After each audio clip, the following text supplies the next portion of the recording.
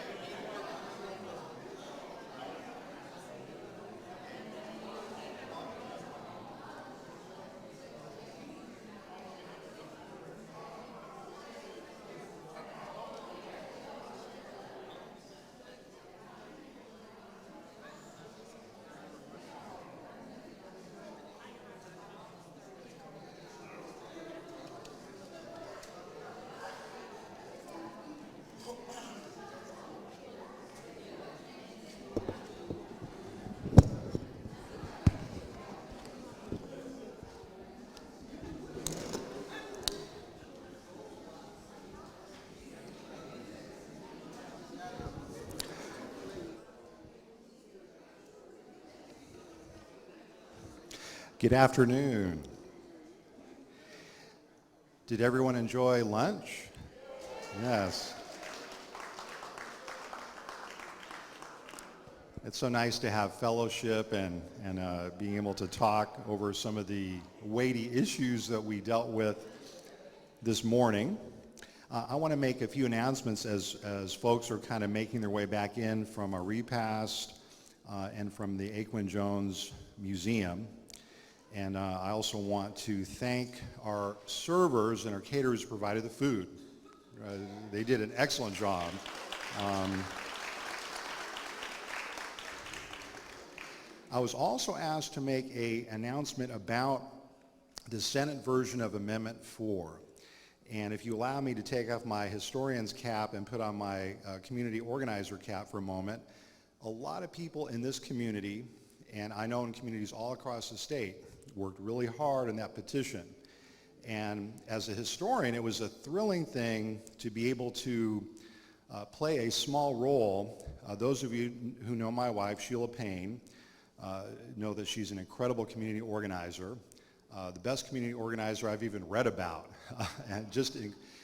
But what I was able to do during the campaign, and a lot of us who are historians, I know Dr. Rivers and Dr. Simmons and others, we were able to use scholarship to pose the question to our fellow Floridians: do you want to continue living under the disenfranchising aspect of the 1868 Constitution? And putting that out there. We worked so hard across the state, gathering over 1 million signatures. Think about that. And having to go, you can't gather 1 million signatures going to the county fair, right?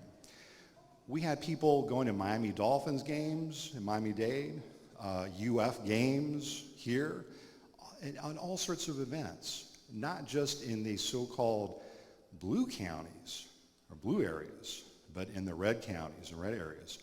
Because to get 1 million signatures, you can't just talk to your friends. You can't just talk to your allies, right? So we worked really hard to make that happen, Amendment 4 happen. But as it was pointed out by Professor Hobbs this morning and other people, that's under jeopardy right now. And whether you supported Amendment 4 or not, it's important for you to make your voice heard. And so we were asked to remind everyone today that Amendment 4, the implementing bill, is being considered on Monday, March 25th, by the Criminal Justice Committee, which is chaired, by the way, by who? Senator Keith Perry. So let Senator Perry know what your thoughts are on that. And again, emphasizing what was said this morning, please participate in the process wherever you are. We know that politics, it's great to vote on Election Day, right? You can't take that for granted because our elders, our ancestors died for that right. As a historian, it always drives me nuts because sometimes I'll turn to NPR and they'll say, oh, we're just so glad we live in the US. We didn't have to fight for those rights, right? I'm like, we did. We forget sometimes. That's why being a librarian, being an archivist, being a kindergarten teacher, being an independent museum worker is so very important. So now I'll put my historian's hat back on, right? So it's my great honor to be able to introduce some dear friends in our next panel, but I also want to make just a few more administrative comments. So we will have all of the events of the symposium accessible on that link, on the live stream link. They will all be accessible. And except for the events today will be accessible, I think, by Monday or Tuesday. Is that correct? Okay, so the events today are not technically being live streamed, but they are being recorded. And the one link that we gave at the outset will be your pass into those.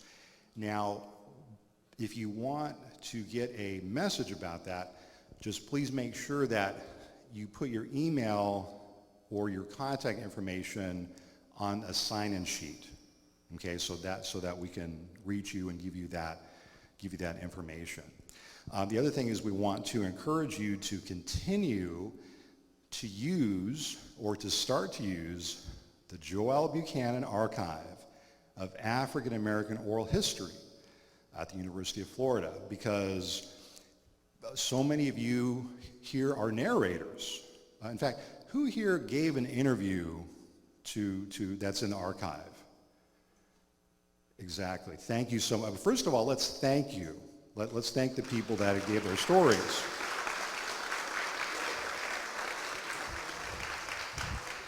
It's important for all of us. Now I'm going to kind of give you a charge to spread the word about the Joel Buchanan Archive of African American Oral History, to get it used. That's the reason we shared it. You'll see interviews with Mr. Albert White.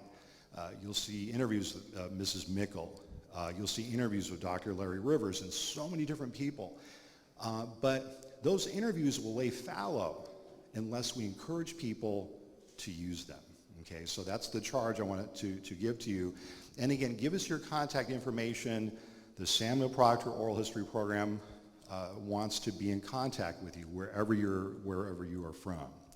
So our penultimate event is going to be anchored by a dear friend who we have forgiven for leaving our great state. No, we haven't. Professor Julian Chambliss, who served, past tense, as a professor of history in the department at history at Rollins College from 2004 to 2018. He joined the Department of English at Michigan State University in the fall of 2018 with a joint appointment in the Department of History and as a core faculty in critical diversity in a digital age initiative, and I'll let him explain to you what that really means. Through Professor Chambliss, we met the two remarkable individuals that he's going to introduce, James and Vanessa, who are descendants of this remarkable individual, Oscar Mack. And I wanted to just share with you that this collaboration with James and Vanessa and with Julian has really been life-changing for me, for the oral history program. I see Venetia Pond there, and those of us who've had the opportunity to learn about the Oscar Mack story. This is a story about an individual and a family and a nation. Because I believe, and I put this in the conclusion of my newest book, and I'll read a passage at the end, and I don't know if I've told you that Oscar Mack is in that book. I believe the Oscar Mack story tells us where we have come from as a nation, what we need to do yet, and what happens to us if we forget this story. If we forget this story, we lose everything. And so I want to thank you for coming down and being with us. Let's give Professor Chambliss a warm round of applause.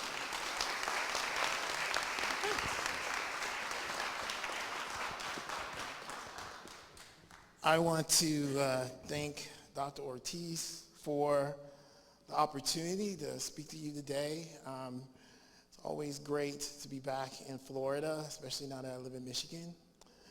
I grew up in Florida. I grew up in Jacksonville. I came when I was very young.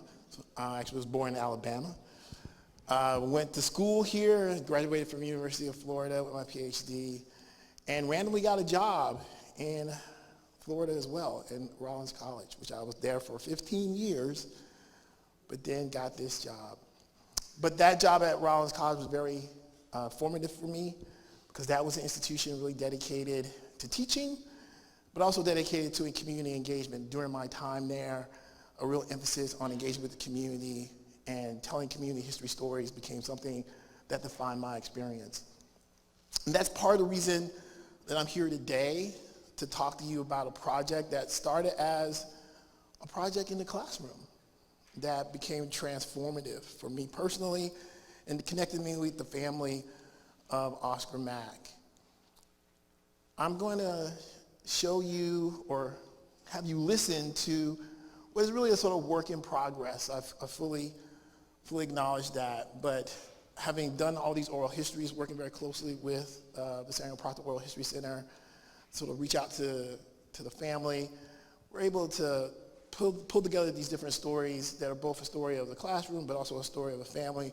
I want to show you or play for you a little bit of a documentary podcast that I'm putting together based on this work. So fingers crossed that all the technology problems have been solved.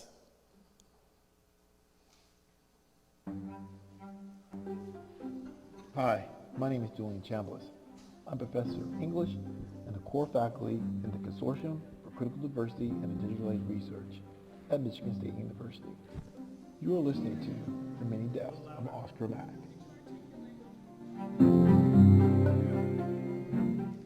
My name is Paul Ortiz. We're going to be talking about a remarkable gentleman by the name of Oscar Mack, a story that passes down through the family, kind of the intersection between history, the present, and the future.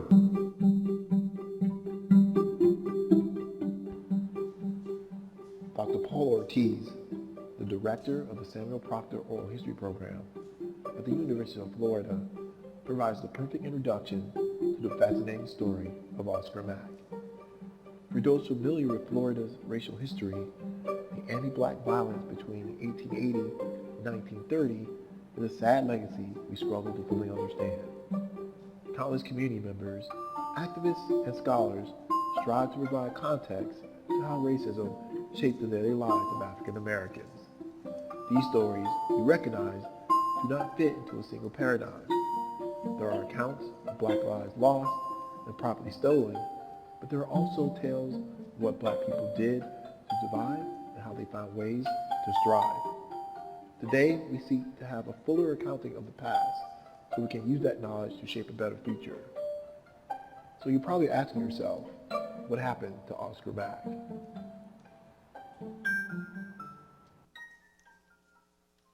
July 19th, 1922, the New York Times. Florida, Negro lynched. Orlando, Florida, July 18th. Persons coming into Orlando tonight from the Kissimmee Road reported that a Negro, believed to be Oscar Mack, charged with killing two white men at Kissimmee last Sunday evening, had been lynched by a mob at Lake Jenny Jewel in Orange. That headline from the New York Times, read by Peter King from CBS News Radio, captures one fragment of the scant historical record that existed about Oscar Mack. The road to learning more about Mack's story really starts with the experience of Curtis Michelson, a community activist from Orlando, Florida. Well, I've had a bit of history doing this kind of work, looking into lynchings and race-based atrocities. Back in the 90s, I was part of a group called the Democracy Forum, inspired by the work of Sherry Dupree and the Rosewood Forum and what happened there. We looked into the Ocoee Massacre, which is the Election Day massacre of a whole community in Ocoee, and the lynching of July Perry in downtown Orlando. And that work went on for almost a decade, and there were books written, and there were plays, and there were movies and documentaries made. And it certainly, as this work tends to do, it kind of comes in waves, and it kind of went into a lull. And then around 2012, I went to a conference that was organized by Alliance of Truth and Reconciliation in Atlanta, in collaboration with STAR, which is Southern Truth and Reconciliation. And they were pulling together a lot of different groups from around the country to talk about these type of projects. And so that was February 2012, and it just sort of reawoke in me, realizing that, wow, this work is still going on. There's more groups popping up. We did a memorial service that day. This was just outside, I think, Athens, and Sam Hose, who was lynched in 1898. We did a memorial service for him that day. And one of my founders, friends, and good friend and founder of the Democracy Forum, Sandy Cawthorn, was with me, and she said, wow, I haven't looked at this material. We have archives, we have crates and digital archives, and we were looking through all this material again, and in that process, I came across a clipping that I'd never seen before. And it said, Oscar Mack lynched at Lake Jenny Jewel, downtown Orlando. And I looked at Sandy and I said, did you ever see that? Like, we've been, doing this work for so long, and it just was kind of a shock. And I said, Sandy, that's like just a mile from my house where I was living in South Orlando. And so it just sort of, it kind of reawoke me. I said, here we go again. Here comes the next wave. My place in the Oscar Mack story starts with meeting Curtis Michelson at Urban Rethink, a community hub in downtown Orlando. At the time, I was professor of history at Rollins College in Winter Park, Florida. Rollins is a campus deeply committed to community engagement. During my tenure, the college received the Carnegie classification for community engagement. Carnegie defines community engagement as a collaboration between institutions of higher education and their larger communities for the mutual beneficial exchange of knowledge and resources in the context of partnership and reciprocity. As you will hear, that commitment to community was crucial and shaped the path we took in this project. And I approached him. I said, do you want to do a project. And I told him about what we'd done with Ocoee. I said, I want to do this again. This time I want to do it differently and better. And by that I said, I want to involve students right off the bat, because in the Ocoee project we'd had some fits and starts working with academics. We'd had some challenges. I didn't want to go through those again, and I wanted to have students involved from the very beginning, and we talked about that. I was thinking about what I was going to do for the next semester. In particular, I was going to teach African American history class, which I knew. It was going to be a community engagement class, which I also knew, which meant that I could create some projects that would require the students to spend extra time. Actually, you have to get a designation for community engagement, and it basically translates into you're going to spend 10 to 12 more hours than a normal class because you have to do this community-based work. And so I was looking for the opportunity to do that kind of work, and I actually wanted to look at different questions about race and space, because actually this class actually dealt with two different things. Like there was a group that dealt with the Ocoee project with Oscar Mack, and there was another group that dealt with a community called Gotha. The goal, it's an intro level class. This was one of the things we made both a challenge and a reward, because thinking about intro level classes for me, and I use this approach of like a kind of digital humanities approach. So there was certain sort of primary source driven research that we needed to do. So I want to thank you for listening to that. Not perfect, but really an effort on my part to try to dig into the oral histories that we have about this case and try to tell the story of Oscar Mack. So this is a classroom story, and as I say in that recording, which was taken part of the oral history that I did with Curtis Michelson, we wanted to try to explore Black history. He come to me with this story. He had only a newspaper clipping, and I was, as I said, an engaged community campus, and I wanted to tell the story. And so I started to ride around with Curtis. Like he had a sort of visual map of the place that this newspaper clipping sort of pointed out to him, and we went along the path. He actually jogged the path, and we went to the places that were sort of connected to the possibility of where Oscar Mack might have been killed and lynched. And we ended up, of course, at Lake Jenny Jewel, which we figured out this might be, in fact, a location very close to the actual lynching site. And we had a discussion about what could possibly happen. As he said in his interview, he had a long history with truth and reconciliation work. And it was very important to him to have the public engaged, to have students engaged, and to tell this story. And even before we started, because of his deep commitment to this kind of work, he told a story. He actually participated in something called Pechacucha, which is a sort of slide presentation that tells stories that happens in Orlando all the time. And he talked about that same experience that he recounted in that oral history of finding the clipping, knowing what it meant for questions of race and violence against African Americans, and reaching out to me and really just said, like, we're going to do a project. And we hadn't done anything at this point, but he said, we're going to do a project. And it's sort of that set me on a path with my students throughout the semester to take this scant bit of evidence and try to figure out what happened.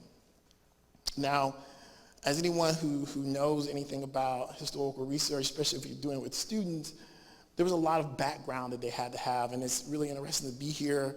When I got the invitation from Dr. Ortiz, I'm like, oh my gosh, all this work, I'm gonna have to try to put in some sort of context. And a lot of the people whose work has sort of informed my thinking about anti-Black violence in Florida are in this room, right? Dr. Ortiz, his work, Dr. Rivers, a lot of the work that's sort of documenting the Black experience. So in the context of a very open-ended sort of semester project, students had to make their way through. It was an African American history class. They had a research project. And we actually talked a little bit about possible things that we might do, and we actually had to do a little bit of a sorting out. The Oscar Mack got the most votes. I actually gave them a choice because choice is really important, because they thought this is really important. They became really energized by this. And indeed, they worked very closely with Curtis, learning about his experience as a community activist, and did the same thing as we did, as I did with him. They followed his path. They went to some of the places and sort of saw some of the things that he saw. And throughout the semester of work, what we were able to do is to take that little bit of a stub of a story and really start to sketch out who Oscar Mack was and what happened to him. Because that little stub of a story isn't enough, right, to tell the story. The erasure is so common to these stories, these incidents, is something that we were struggling to try to overcome. So I can say with some certainty that this is a story about a man who lived in Kissimmee. He was born in 1892. His name is Oscar Mack. His family lived there. We found him in the census in 1900. He was 6 years old. And 1910, he was 17. We know that he went and fought in World War I. We found his records in the records. And he got a job after he came back. And the participating incident here is fairly straightforward. That same post office that I showed you a couple of slides back there was a federal contract that was available for someone to take mail from the railroad office to the post office, and this is actually the post office. And this was open to whoever wanted to do it. The person who had been doing it for many years was an older white man, and Oscar Mack put in the low bid. It's a federal contract. He put in the low bid and got the contract. What happened after that is that he was immediately threatened that if he showed up to work, he would be killed. His immediate superior was a guy named C.C. Collins, who's a postmaster, and he gave Oscar Mack a gun and said, if anyone impedes you in attempting to do your job, use this gun. Now, he reported to work on the first day, and nothing happened. He was fine. He did his job. He transported the mail. That night, 4 men came to his home. Over the course of the research that we did with my students, we're able to piece together a chain of events that, even to this day, standing here, I can tell you I'm not 100% sure of all the permutations of it. But in brief, it is this. These 4 men came to his home. Some words were exchanged. He opened fired. He shot and killed 2 men. One died immediately there. One died later from his wounds. A 3rd man was wounded, and the 4th man who was there was just simply the witness. What transpired after this is that Oscar Mack seemingly disappeared. When you look at the Kissimmee Gazette, which we were able to get from microfilm, we saw that the details of the story were, as I just gave to you, that he was a man who had shot 2 people in particular and then ran away. But in reality, as we started to search more and more, one of the things that emerged was that the story of Oscar Mack really became layered with more and more narratives about race, about power, and about fear. Because when he shot these 2 men, when he opened fire, he disappeared and was not found. And what occurred was, of course, a search for him that entailed probably 200 to 300 people milling around Kissimmee searching for Oscar Mack throughout this period. And this is a period from roughly July 16th to July 29th, in particular, when the sort of story is sort of playing itself out in the newspaper. He is on the run, and this idea that he is going to be caught is one of the things that emerges very, very quickly by the sheriff at the time, a guy named J.R. Farmer. The sheriff assures the crowd that we are going to catch this man, Oscar Mack. We are looking for him. We have leads. He says this repeatedly throughout the process. But part of the reason that he says this is because I think, based on the research, that he's trying to prevent a greater violent upheaval taking place in Kissimmee. Because one of the things that also came through in the research is that the one sort of academic reference to Oscar Mack that we could find in the sort of literature was from a guy named Christopher Waldrop. And he actually done a federal records request about Oscar Mack. And he found a report from a Justice Department official who happened to be in Florida, who wrote to the Justice Department in DC and said, a group of men are planning to lynch a federal employee. And he says in this message, these are the same people who did the thing at Ocoee. And we should do something. They do nothing, but because of that record, we know that the climate of the place at the time was very much still wrapped up in that story of Ocoee.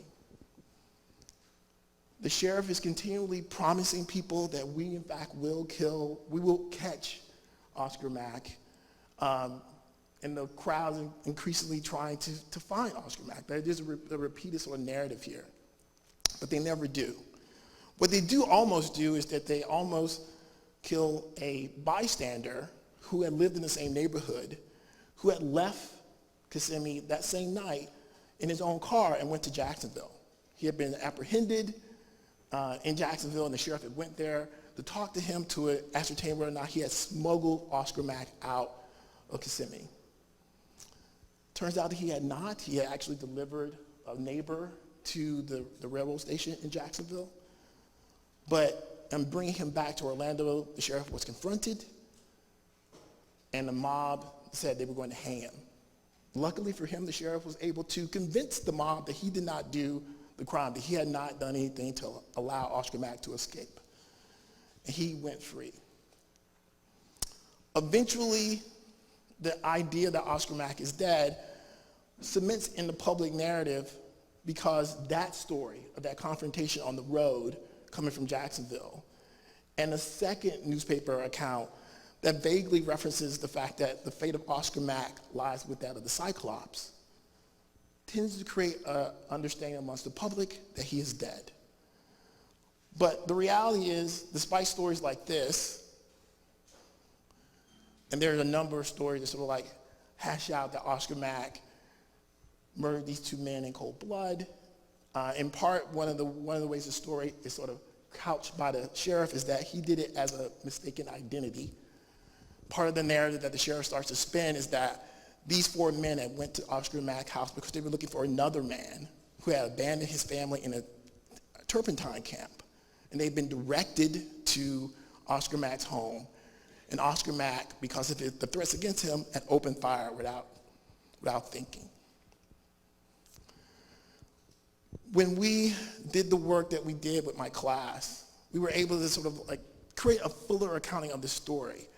But the one thing we could never do, and I was always dissatisfied with, was we could never find out how Oscar Mack was killed. We could never find his death certificate. We did a records request. We searched through everything. We read all these newspapers.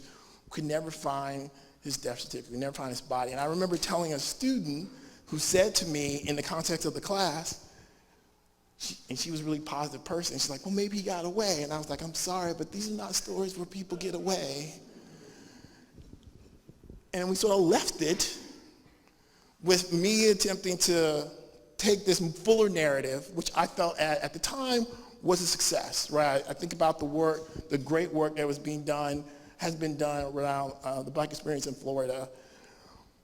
But, you know, our goal was to service the effort of Curtis and the community group and the question of awareness, especially in the terms of the students, right? They needed to understand, and they've done so much work, right? They did a lot of great things. And so we put it all together. We created like a website. We gave it to Curtis. I'm like, you know, Curtis, I hope that I will be able to get back to this story, but I got other classes to teach. The semester is over, and I will get back to it, I swear. And I did, a little at a time. And I benefit here because every year, every month, something else gets digitized. And every digitization gave me another little story about Oscar Mack. And so I have a little database of stories about Oscar Mack. But none of them told me what happened to him. So when I left, I left this story behind for a little bit, still puzzled. I periodically check in, find another story about the sheriff or another story about him being on the run, but couldn't find what happened to him. I couldn't find where he settled. I couldn't find his grave, and it bothered me. And it bothered Curtis because he would call me periodically, like, what are you doing here? I'm like, look, I got a job, dude, I'm trying. But every little bit helped, but eventually Curtis really solved this problem because that website he created, even before we did one thing, he kept up the whole time. He paid for it to be up there. He paid for the story to be available. And it just sat there. It just sat there. It just sat there. And then one day he got a phone call from a guy named James Brown. And he told me that, and I was like, you're making that up. James Brown called you? Are you? Wait, what? No, his name is James Brown. He says that he knows what happened to Oscar Mack. And I was like, what? We got to talk. And in fact, we did. We all talked. We talked. I talked to James Brown. In fact, his name was James Brown. And I was so impressed. And he told me the story that his family story about Oscar Mack is the end of the story. His family is the place where Oscar Mack died but was reborn because he got away. That student was right. Oscar Mack got away.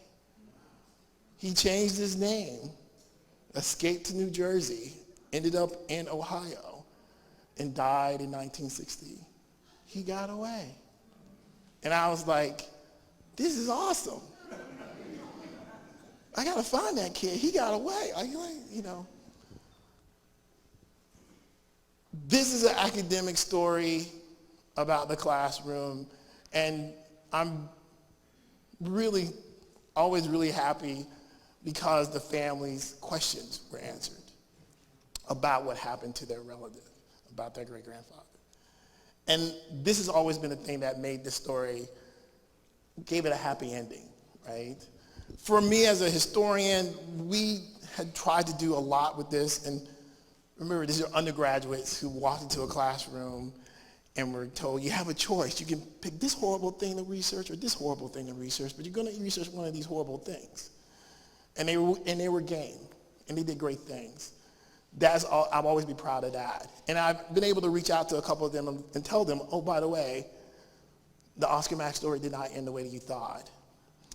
As an academic, thinking about the story, like Paul, like Dr. Ortiz, I recognize that there is a complicated narrative around this as a family history, but also a complicated narrative of what happened in those days between July 16th and July 29th around terror. Because one of the things about this story is that the reason I call the podcast The Many Deaths of Oscar Mack is that throughout the story, he dies many times, but never actually dies, right? Those deaths are really important to perpetuating a kind of racial violence, the terror associated with this, that was so very common in Central Florida at this time. And that narrative is a really important one for me as I try to sift through the archival records and try to create something more cohesive.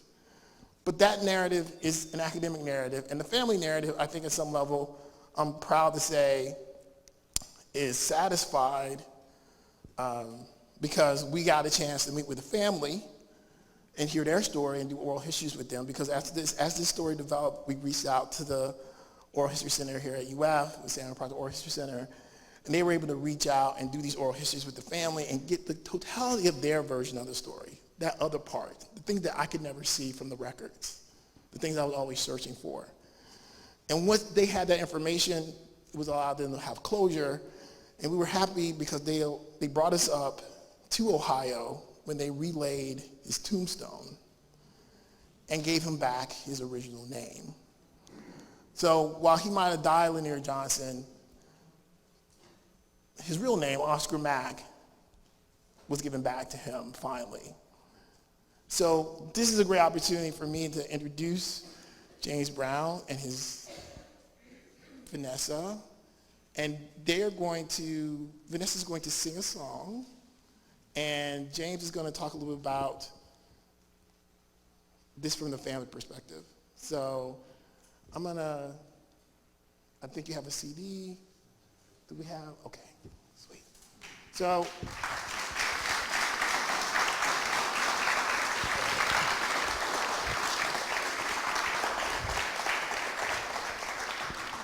Vanessa Bonner is, I don't know what the name of your song is, I'm sorry. The Battle Hymn.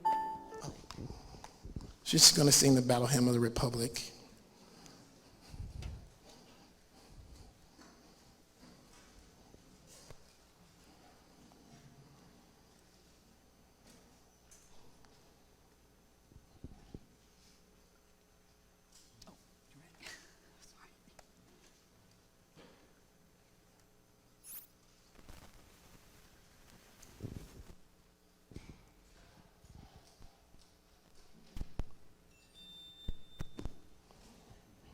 The technology is going to work, don't worry.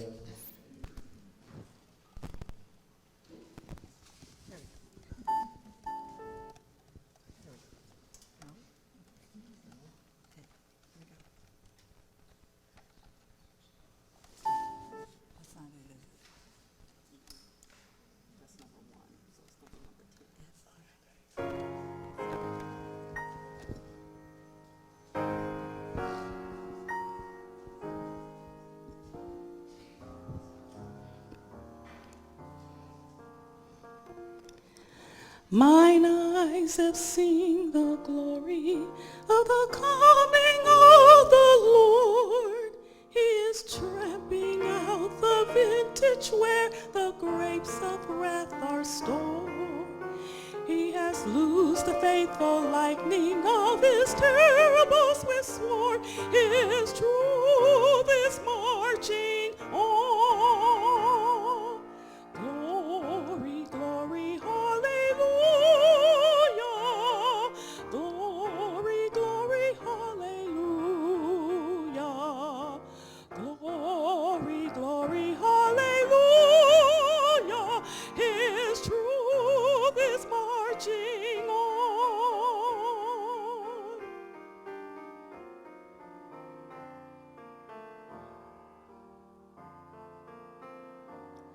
I have seen him in the watchfires of 100 circling camps.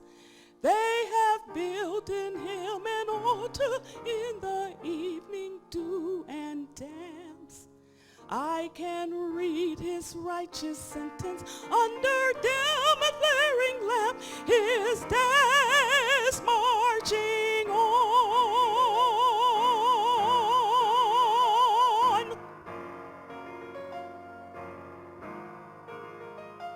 He has sounded forth a trumpet that shall never call retreat.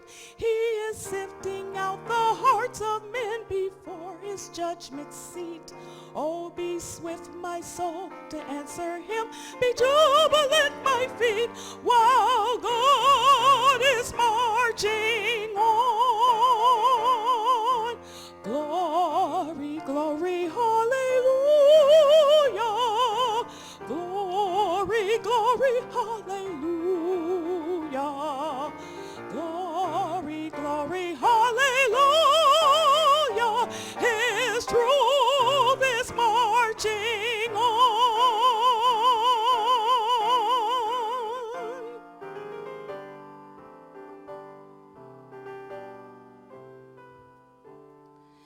In the beauty of the lilies, Christ was born across the sea, with a glory in his bosom that transfigures you and me.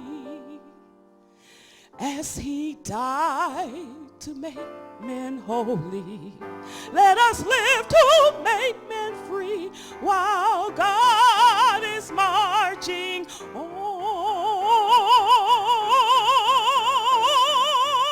Glory,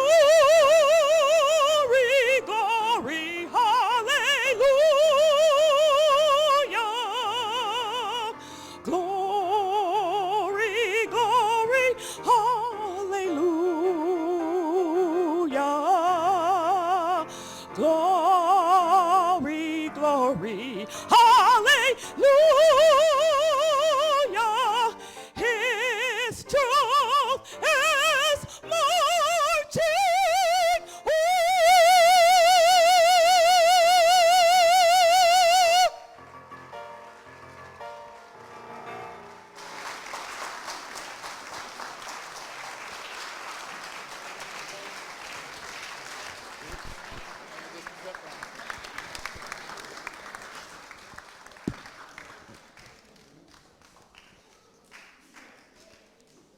Wow.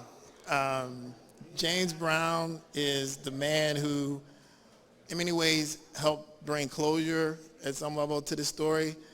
He's the man who contacted us through this phone number on our website. It's my great honor to introduce him, to have him tell you the family's narrative around searching for the name Oscar Mack. Thank you.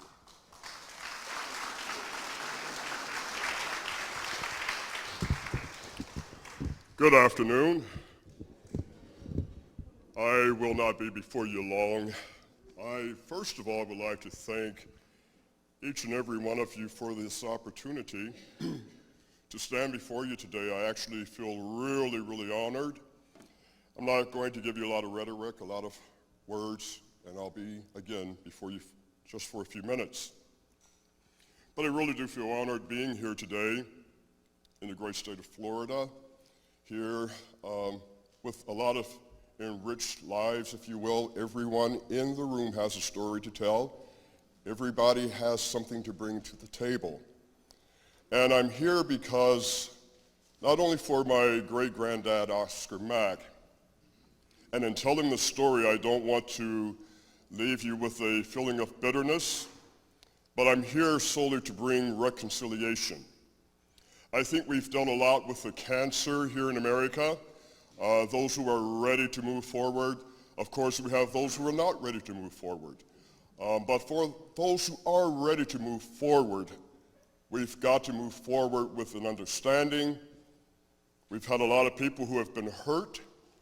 Black people walked up out of slavery, scathed and hurting, but then so did white people as well. And let me explain that to you. I was watching a movie one day, can't remember the name of the movie per se, but it was about a lady, pardon me, who had come over from England. And she had come to witness her horrors and that were going on here in the South during the slave period. And she saw the conditions of the slaves and how they were being treated, and she became like an abolitionist. And I remember towards the end of the movie, the Emancipation Proclamation had been given, so the former slave owner called all of his former slaves together to let them know that they were free. But as they filed past him to say goodbye or what have you, it was at the end when an old man came up to his former slave master and said to him, "Master, you is free. You is free now." And that has always stayed with me because, again, you cannot hold another human being in oppression unless you are there yourself. And we have to keep that in mind because in this country, the color of racism is fear. I'll give you a brief historical perspective from my family's perspective dealing with Oscar Mack. I am originally from Akron, Ohio. My sister and I were raised in Akron, Ohio. We're baby boomers. She was born in 1955. I was born in 1957. We eventually were educated, moved away. She was educated in West Virginia. Myself, the University of Akron. We eventually moved away. I ended up in Atlanta. Vanessa ended up in Atlanta, got married, moved to Alabama. She pursued her career in nursing as an RN. I myself in law enforcement as a probation officer. This story to me is spectacular because as a little boy I was always attracted to older people. I always wanted to know what their lives were about when they were born and growing up in the 1920s and 1930s, if you will. So I would go and talk to my grandmom a lot, and she would tell me, that she and her mother and her father moved a lot. And I didn't think a lot of it. My grandmom was born in 1913. And her mother had been born like maybe 1899, and so they moved quite often. And she would say, you know, we moved to Youngstown, Ohio, we moved to Hartford, Connecticut, we moved to Pennsylvania, we moved to Sicklerville, New Jersey, we moved to Georgia, and I'm thinking, you know, not really thinking a lot about it, but, you know, they moved a lot, and I really didn't know why. But she never disclosed as to why they moved a lot. So finally, it wasn't until the summer of 2001, I had never heard anything about Oscar Mack. I had heard the name Lanier Johnson, but again, when he died, I was only 3 years old. So finally in 2001, Vanessa and I had gone up to Akron to visit my grandma. My grandpa had been dead for some years now. So we went to Akron, and so one evening we were sitting around. My Aunt Melissa, who was my grandma's baby daughter, they only had 2 children, my mom and my Aunt Melissa. Well, we were sitting around one evening talking, and so finally my grandmother began to pipe in from her bedroom, and she said to me, I have a story to tell you that I've never really told anyone. No one knows about this. I told your Aunt Melissa about it, but I didn't even tell your mother about where I really came from. So she began to expound upon what happened to her. She told us about this man called Lanier Johnson. She could not remember his real name, or birth-given name. She told us that they had to leave Florida. Her mother and Oscar Mack had to leave because of what happened, what transpired, and he had to leave on foot. And my grandmother and my great-grandmom, her name was Dorothy Adele, that's my great-grandmom's name. My grandmother's name was Florida, Hurt. All right? So finally, he had to leave on foot, according to my grandmother, and he made his way by foot. And I remember her telling me that it was like the spirit of his grandmother, or his mother, I'm sorry, guided him through the swamps until he was able to make his way well into Georgia. So finally, we really don't know how he ended up in Ohio. I'm pretty sure that we found out later that he did have help, but he finally ended up in New Jersey. And from there, my great-grandmother and my grandmom joined him.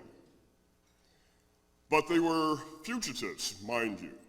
So this is why they were constantly moving, because my great-grandmother, Adele, would have dreams, and she would say, old man, we've got to move again. So they were constantly moving, always motivated by fear, for perhaps the Klan would probably end up finding them.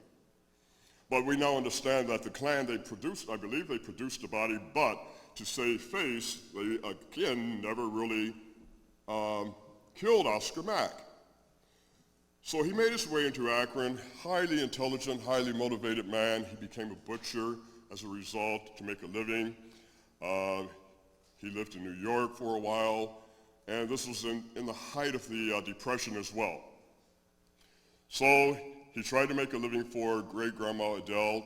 My grandmother ended up marrying at the age of 15. She met my grandpa in Akron, Ohio. They were married in Akron because she had grown tired of moving. But again, the fear that governed her life and their lives, they told her, you cannot tell anybody about this, so she kept it a secret for a number of years. My grandpa was probably the only person who knew about about what happened to Oscar Mack. My great-grandmother Adele ended up dying in 1944 as a result of hypertension. So unfortunately, she never really lived a happy life, again, being bound by fear. She was a very creative woman, a very good cook. She was a backup singer for Betsy Smith for a while back in the 1920s, during the era of blues, if you will. But she ended up dying at the age of 44 in the early 1940s. But there was a family in Orlando who helped my great-granddad in his transition. We have a lot of record in Akron. My grandmom kept everything, all the way down to his taxes, everything grandma kept, not realizing that today it would really come in handy. But there were letters that were written by a family, and this family happened to be a white family, the Windermere family in Orlando, Florida. I don't know if they're still around or not, but these letters ranged and went from 1935 all the way up to 1948. And these letters that corresponded with each other, the letters were coded. So they were keeping up with Oscar to be sure that he was okay. And in the letter, Mrs. Windermere would always ask him for $5. But we knew that it was a code that they were reading, writing these letters to each other, and a lot of the words, because he had a code book. So he used a lot of these words, if you will, to convey to her in code. Finally, the letter stopped in 1948. My great-granddad, of course, ended up dying January 3rd, 1960. I did not know him. Again, I heard a lot about him. My brother, my oldest brother, can remember going to the funeral. This has been quite an experience, and we had to come because I do believe that now we have a voice. Now we have Oscar Mack, and not only for him, but for all of the other people who have died, who were murdered. They have to have a voice now. And he's got a voice now that said, you know what? You were a champ. You were able to beat the odds, and you were determined because you did nothing wrong. You were trying to make a living for your family, but because of the epidemic of hatred at the time, they did not deem it necessary for you to have a good job that belonged to a white man. I do believe someone had mentioned earlier that racism is a mental illness. And I do understand that education is a tool that can lead people out of ignorance, if you will. And I believe that we've come into a place in time that all of us need healing. Everybody needs healing. I think we have dealt so much with the problem, but along with the problem comes a solution. We have to listen to the solution. We have to listen to our heart. Because I hear it quite often. I hold rap sessions for a lot of probationers and defendants in Atlanta, and a lot of times we talk about the problem. I can remember my great-grandmom, who was born in 1869. I am the fourth generation out of slavery. But I remember her well. But what I remember about her most is that she was not a bitter woman. Her mother and father were enslaved. Her siblings were slaves. But she was not a bitter individual because she didn't let them get to her mentally, spiritually. My grandmother, Florida Hurt, Oscar Mack's daughter, started work. She was a domestic all the way up until 1941. When the war broke out, Akron was very known for the rubber factories in Ohio, in Akron. She went to work, one of the first black women to go to work for B.F. Goodrich. She said the first day that she went in, all of her white counterparts sat down and folded their arms. They refused to work with her. But her manager got up, her supervisor got up and said, hey, we cannot have this kind of behavior here because this is federal work. You're going to have to work with her. But she stayed in spite of all of the adversarial situations that were going on around her and eventually became the first black woman secretary for the Teamsters Union. So that says a lot.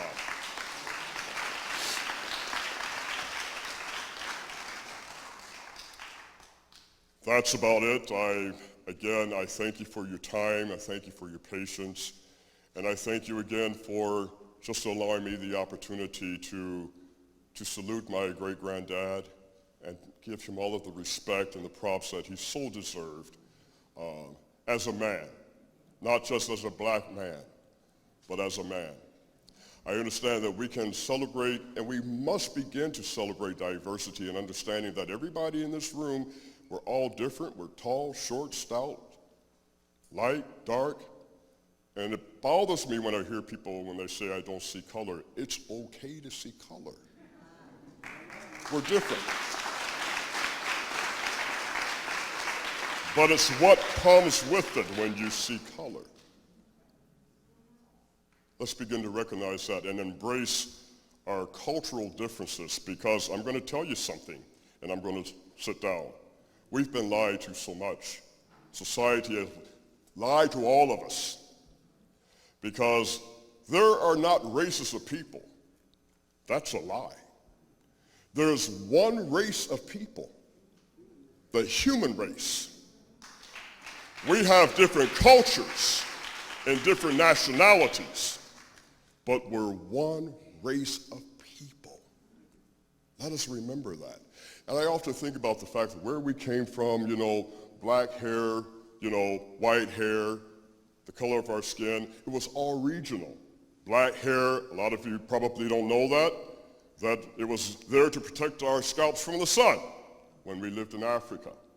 White hair, longer hair, to keep you warm coming out of Europe. So how is it that we can take this, based on this, the pigmentation of our skin, and create such havoc in the world today? It is time to start listening. It is time for reconciliation for all of us. Thank you very much.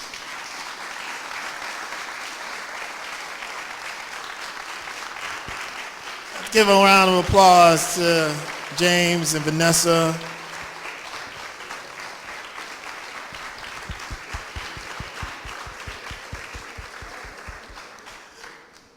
I think that now James and Vanessa do have to stay on the stage because we have to do Q&A.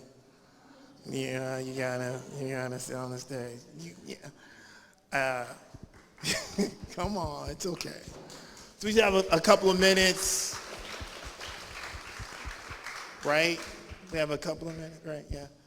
10 minutes? Okay. Yes.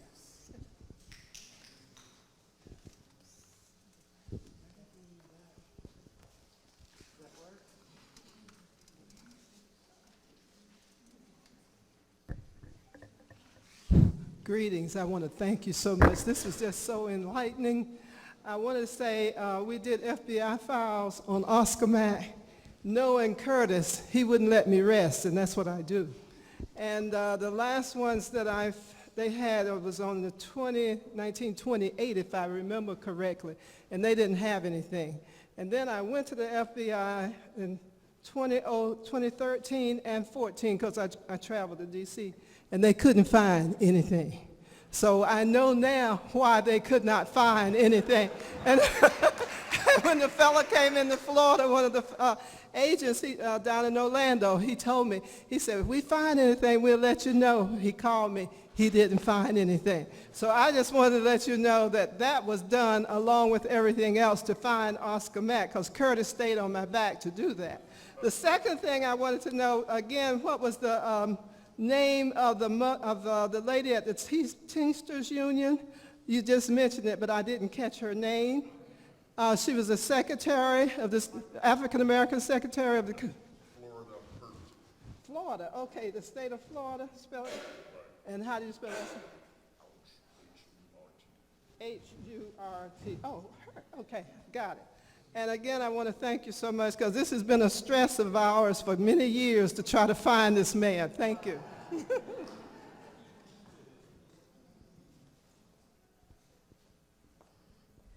Thank you so much, Professor, and thank you so much, family. What a wonderful story. So many of our stories do not end well, but this guy escaped. He's a hero. Oh, my goodness. And it just warms my heart that we have in our ancestry people who are strong, people who know where they have to go to in spite of the circumstance, and that out of that kind of progression, they've produced you. Thank you so much.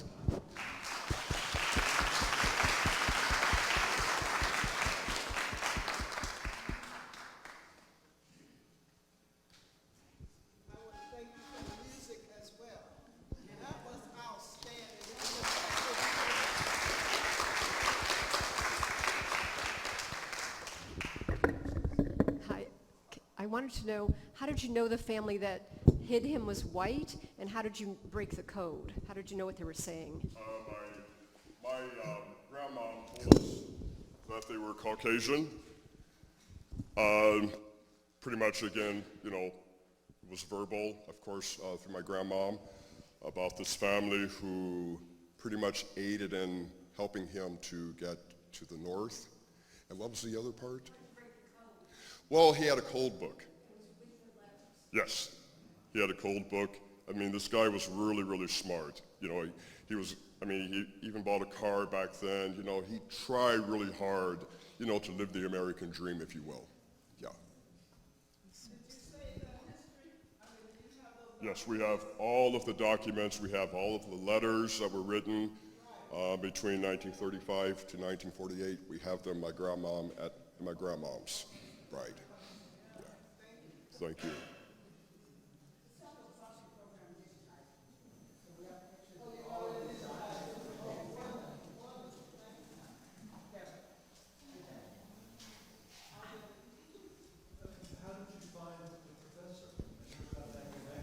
Well, you know what? It was the internet.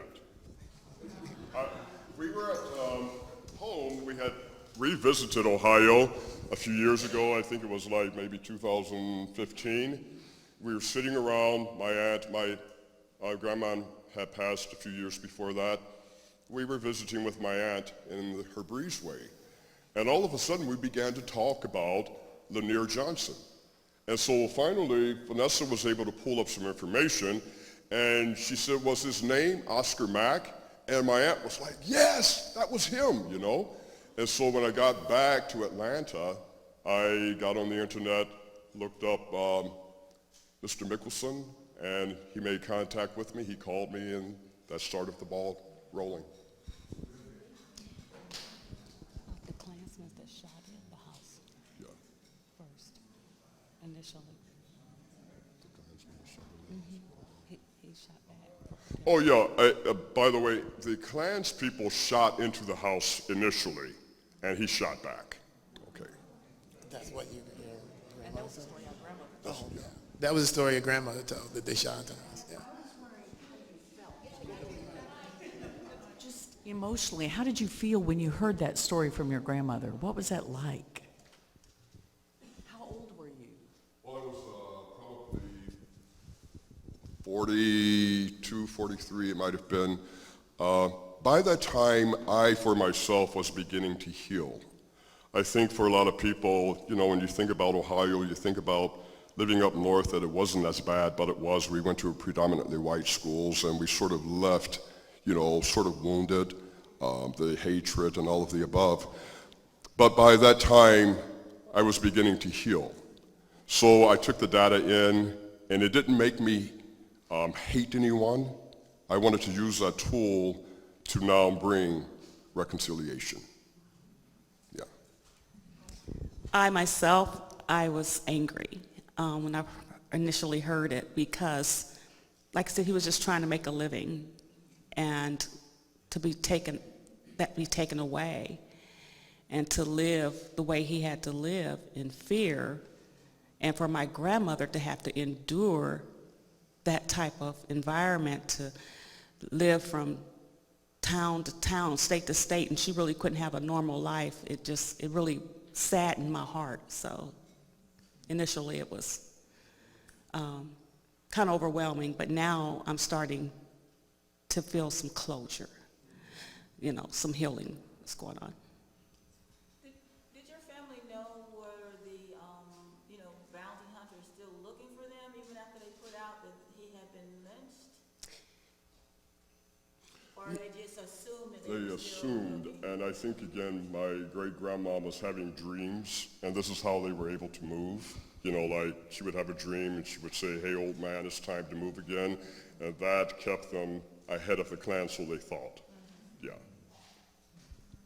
When I read the story, they had to save face. We had to say, well, yeah, we did kill him, but in the background, they were still looking for him. They were always looking for him. The Klan When the story happens in 1922, one of the things that happens is that the report of the search for Oscar Mack is a dominant narrative for a few days. And then there's that incident where they almost hang the witness. And that story circulates, but it doesn't circulate beyond Florida very much. So there's from a historical standpoint, there's a bigger narrative of we're searching for this man, Oscar Mack. We're going to find this man, Oscar Mack. The details of actual things like, oh, they went there to look for another man who had left his family at the Turpentine camp. That doesn't circulate nationally. That's a local story in a lot of ways. So there's a big narrative of the Klan is going to get this man. And there's a local narrative, a little bit more nuanced. And then there's a narrative of they almost hung a man on the road. They took him from the sheriff. And then there's still the narrative of we're gonna hang Oscar Mack, like we're looking for him. And they get condensed, right? They literally get condensed. If having looked at all these newspaper stories, there's a moment where like the idea that we're searching for him, the idea that they almost hung a guy and Oscar Mack is gone, get condensed into like one single line. And it's makes a lot of sense because it plays into the narrative of the Klan always gets who they want. But there's never a story of Oscar Mack has escaped. There's never a story of like we've cornered him. It's just that we're searching for him. And then after a certain point, there's a line that goes, the fate of Oscar Mack lies with that of the Cyclops. Now, I looked at this line for a good long time, and there's two ways to read that line. It appears in the newspaper, and it could be, because of course the Cyclops is a reference to the KKK, that even though there's not been a definitive statement about Oscar Mack, we know what's happened to him. Another interpretation of that line is that ironically there is a huge mystery at the same time of a naval ship called the Cyclops that disappeared. And so it's a way to say to the people in the area, we took care of him, but not to actually say how we took care of him. So it was a kind of narrative of erasure that satisfied white supremacy. That's how I've read it. But there's never like a kind of clear moment. But that narrative of a man named believed to be Oscar Mack, like that story appears across the country. And he is listed in the NAACP list of lynchings, right? He's right there. But we could never, like I said, we could never find a death certificate. And we asked for federal records too, like we don't have any. I'm like, how is that possible? Right, well now I know. He got away. Because the lynching marker that we've been working on, we haven't been able to find any burial certificate or anything like that, even though we have news articles of him hanging there from the tree, and they left him there, like for a couple of days for people to see it, according to the newspaper articles. But we have been searching records, and we haven't been able to find any burial records of this particular man, Isaac Barrett. At least in this particular case, it was a public sleight of hand that emphasized terror. I mean, to me, this is one of the things that's really interesting about the Oscar Mack case. Both Oscar as a resilient person who escapes, but also the need on the part of the Klan, the people who are talking about this case, to emphasize that we got him. Like knowing full well that he's not got. Like they literally walk out and say, oh yeah, we're gonna have him tomorrow. No. We're gonna have him the next day. No. They're never gonna have him. But that's an important part of the narrative. And even a year later in the records, the Sheriff Farmer, gets interviewed about this, and interviews about the influence of the Klan, because the Klan's destructive nature is lashing out not just simply at African Americans, but also white people. They're very involved in politics. And so there's a newspaper reporter, interviewing him about the Klan and asking him point blank, are you a member of the Klan? He says, no, I am not, although I work with them because it's important to work with them to keep the peace. And recounts elements of the Oscar Mack story that, that was not involvement of the Klan. I mean, one of the things that the sheriff does, and it's interesting from a sort of historical standpoint of how much he emphasizes that we are going to address this issue represented by Oscar Mack, that the Klan is not involved, right? We all know, like, it's an assumption that I believe to be true, that the Klan, the men that showed up at his door were Klan members. But the sheriff always denies this rumor. He always denies that element of the story. Instead, he puts forth that mistaken identity story to diffuse, I believe, hostility. Because if the Klan is not driving the story, then the need for them to lash out, if not at Oscar Mack, at other black people in the area is diminished. And indeed, after this incident, a number of black people reported in the newspaper leaving town. Like, large number of black people were leaving town immediately after this incident. So the shadow of Ocoee hangs over this incident. Many of the people involved are painfully aware of what can happen if white people are allowed to sort of like get it into their heads that justice needs to be done. And I think that the part of the element from the standpoint of the authorities, especially the Sheriff Farmer, is to try to create a narrative that will allow for the incident to die down, that this can be avoiding the kind of action that happened in Ocoee.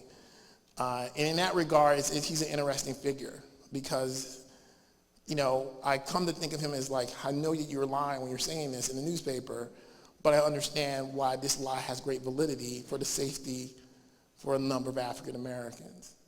And so for this particular story, it's interesting to think of him obscuring the truth and maintaining the idea of terror as at the core of sort of anti-black violence at the time.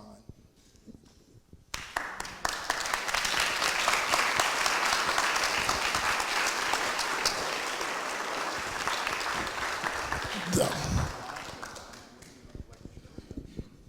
any last words from the family? I'm good. Just thank you again. All right. Thank you. Thank you. Thank you.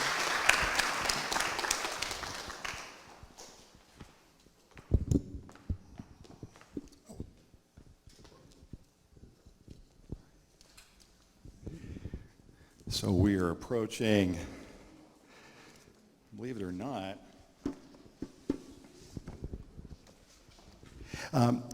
in a second I'm going to introduce the gentleman who's going to introduce our symposium closer, Dr. Larry Rivers, but I would be remiss if I did not take this opportunity to encourage you to purchase a book and to get it signed by Dr. Larry Rivers. And there's a number of Dr. Rivers' books on the table. Every time you turn around, Larry Rivers is writing a new book. So get one now, because he has another one in the works, okay? But I wanted to kind of dovetail on the last presentation, James and Vanessa and Julian, and read a passage from the conclusion of my new book, An African American and Latinx History of the United States. And a lot of you know I've been away from Gainesville more than I've been here for the past year and a half since the book came out, and I've been lecturing all across the country. To echo what James was saying, there's such a need for this issue of redemption, reconciliation, looking at race, not just black and white, but the historical experiences of Latinos in the United States, and that's my background. My family is from Mexico. And so in the conclusion of this book, and I'm actually, the week after next, I'll be lecturing at Harvard. The week after that, New York University. I've been at Northwestern, Berkeley, UCLA, I just came from. But I wanted to share, especially with the family, that in the conclusion of the book, I include the Oscar Mack story. And what I say here is I just pick it up where you were talking about, James, about Oscar Mack. After a gun battle in which he killed 2 of his attackers, Oscar Mack fled on foot to the north. For much of the rest of his life, Mack lived under an assumed name, on the run from white terrorists. Mack's great-grandson vowed to turn a family tragedy into a story of redemption and reconciliation. And in James Brown's own words, this means a lot to me, not only for him, but for all of the other people who are lying in their graves, who were never heard, who were treated not even as second-class citizens in this country, not only for black people, but for Hispanics, for women, for any other minority group, if you will. We had talked about the fact that our government is saying, quote, "Make America great again." I cannot see where she was ever great. The bare fact is that in this country, over 50 million Native Americans were murdered, and black people were enslaved, and other ethnic groups were disenfranchised. So it was never great, but I do believe now, because of the stories that are surfacing, we can use these as a tool to bring people out of their ignorance.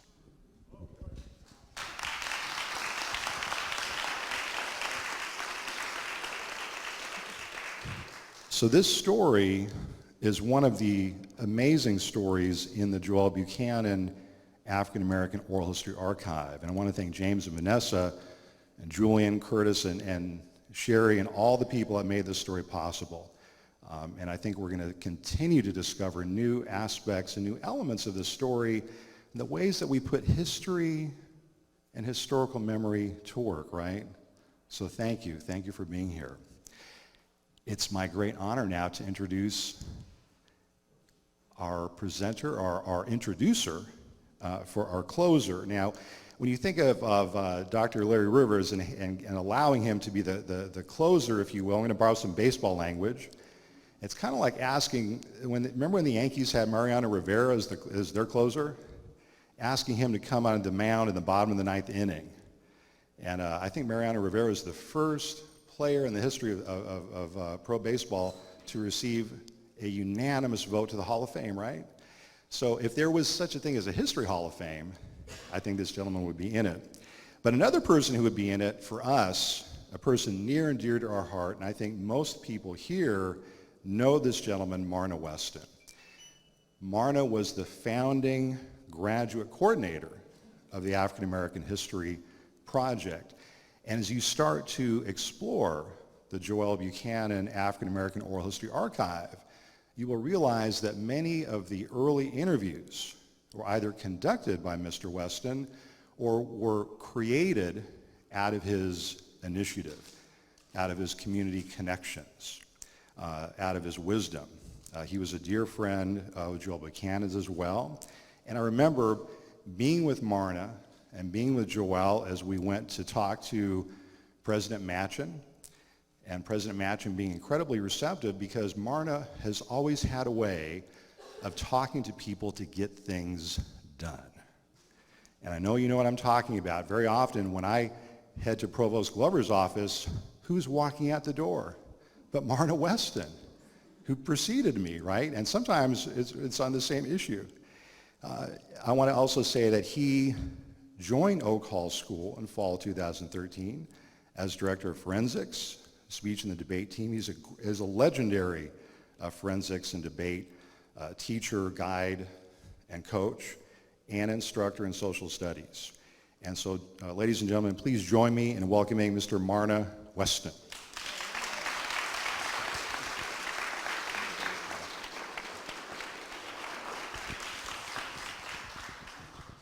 Thank you, Dr. Ortiz. And ladies and gentlemen, good afternoon. You are all just incredible leaders for being here, from Thursday and being here Saturday at 3:45. As I look out of this room, I see so many of my mentors, people who've guided me through the years, and the people that always come to these programs and stay till the end. So thank you for being here. And I'm just very thankful to be here today. 3 perfect days celebrating the now Joel Buchanan Archives. Can you imagine a more perfect day than today is? When we went outside, what a beautiful day it was. And on a beautiful, perfect day like this, I'm just so thankful to be here and share this time with you and to introduce Dr. Rivers. I just have a couple of quick comments I wanted to make. First, my incredible thanks to Paul for his comments, for his vision, to my partner in all videography and audio, Deborah Hendricks.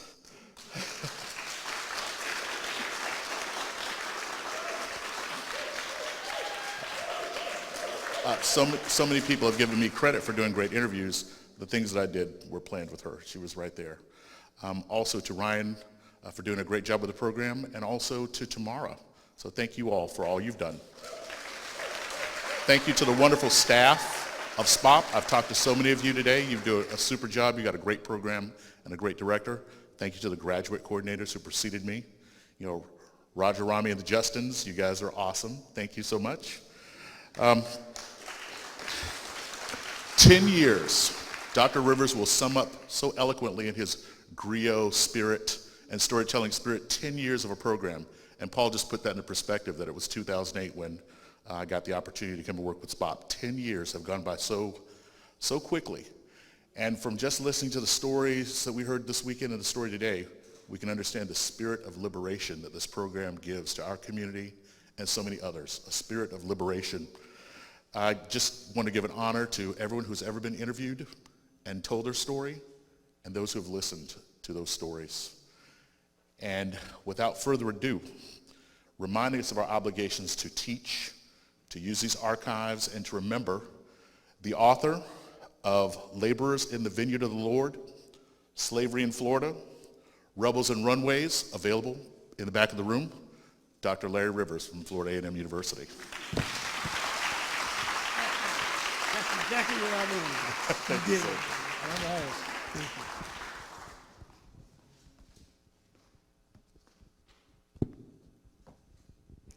Thank you, Mr. Weston. Isn't it strange? Isn't it strange that princes and kings and clowns that caper in sawdust rings and common people like me and you, we are the builders for eternity. To each is given a bag of tools, a shapeless mask, and a book of rules. And each must make in our life a flown, whether we're going to be stumbling blocks or stepping stones. Isn't it strange? It's not strange that we're here today, for we are here today to celebrate. Like over the past 2 days, a great, great event. On the 400th anniversary of the African American presence in these United States from 1619 to 2019. When the first 20 Africans came to Jamestown, Virginia, they came neither as slave or free. They came as indentured servants. I want to take just a few minutes. It was deadly to put me last with no one I have to feel pressured to give up time for. So I have prepared a 3-hour presentation to conclude, and I do not want any of y'all to be leaving me. No, I'm going to be very, very short. You know, it was just great yesterday to celebrate the former opening of the Joel Buchanan Archive of African American Oral History at the University of Florida. Joel Buchanan was a renowned civil rights activist, historian, and librarian here in Gainesville and at the University of Florida. But before I go any further, I want to take this time to thank my dear friend, Dr. Paul Ortiz and his staff for putting together such an informative and inspiring symposium. Let us all stand up and give Dr. Ortiz a round of applause.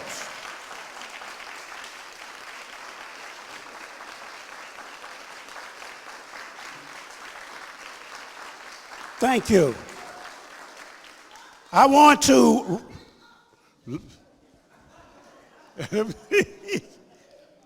let's recognize his lovely wife, Sheila Ortiz, as well. Is she here? Where is she?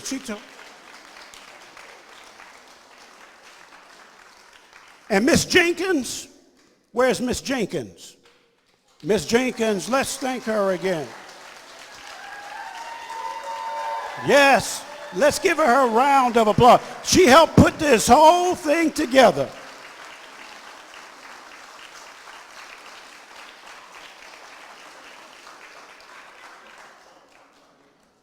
Dr. Ortiz, I'm going to call President Fox and encourage him to give you a big fat raise. I'm going to call him, and I'm encouraging the rest of you, Justin, to call as well, because he certainly deserves it. With that, we want to thank President Fox, Provost Glover, Dean Richardson, Dean Russell, and other administrators at the University of Florida for their support for this very important event. Let's give them all a round of applause.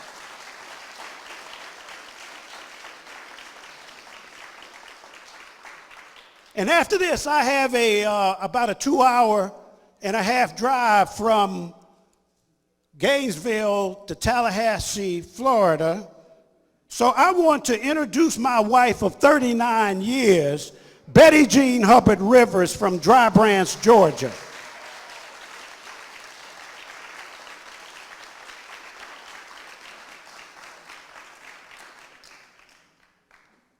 Mr. Blunt, I am very happy, sir, that this symposium is being held here at the University of Florida, because some 70 years ago, UF was not too friendly to blacks and other minorities. I can remember people talking about when Virgil Hawkins, the director of public relations at Bethune-Cookman College, tried at least 3 times to get in to UF's law school. Although academically qualified, he was turned away each time. Mr. Virgil Hawkins never got to enroll at UF's law school. But thanks be to God, things have gotten better for blacks, Hispanics, and other minorities at the University of Florida. But the University of Florida still has a long way to go.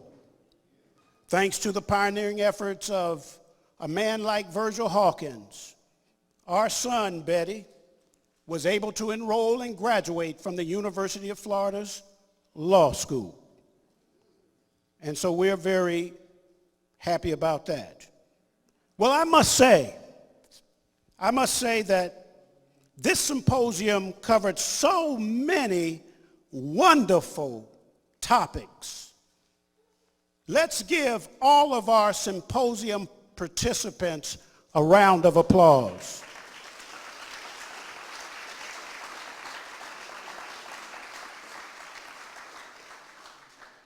We learned about Joel Buchanan from this great symposium.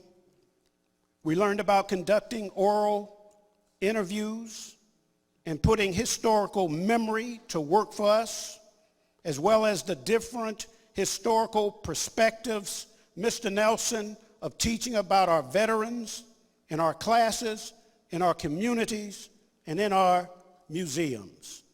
We had an opportunity to discuss the Black Revolution and the role of the Black Panthers. And most importantly, we had a lively discussion about what it means about liberation in the age of Black Lives Matter. We were introduced to the establishment of the Institutes of Black, Hispanic, and Latino Cultures at the University of Florida. We had an interesting discussion on Black women researchers in the College of Medicine. And today, We had interesting presentations on Ocoee, Lincoln High School, Mr. White, and the legacies of lynching in America, Dr. Chambliss. And from all indications,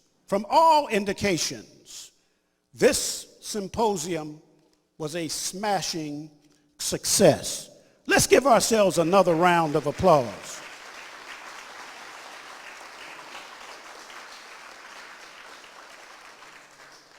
In my concluding couple minutes, I want to reflect on the topic of this symposium, entitled From Segregation to Black Lives Matter.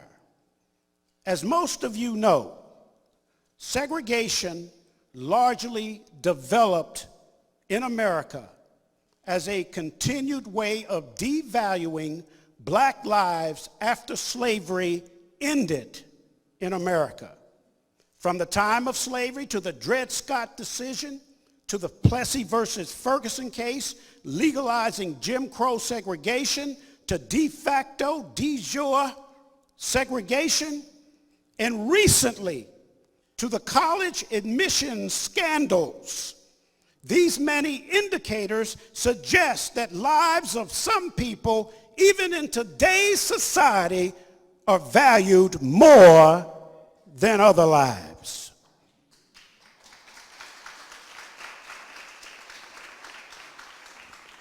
One thing we need to learn in America is that all lives, whether they are black lives, white lives, red lives, yellow lives, brown lives, any lives, they all are equal in the sight of God, and they are all equal in this society.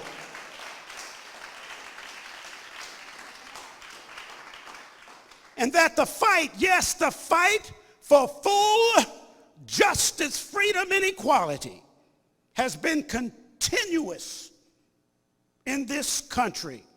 And yes, the struggle continues to this very day. Instead of coming together as a country, we seem to be splintering at our very core.